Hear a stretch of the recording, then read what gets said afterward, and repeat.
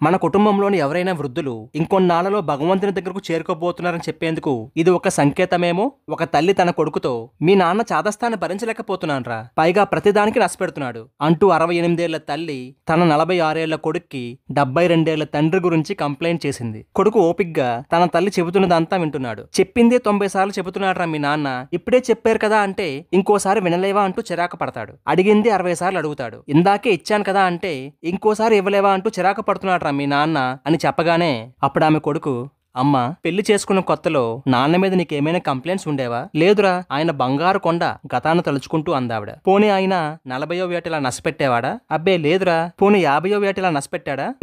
లేదురా. 60వ ఏట? అబ్బే లేదురా, ఈ మధ్యనే గత 6 నెలలుగానే.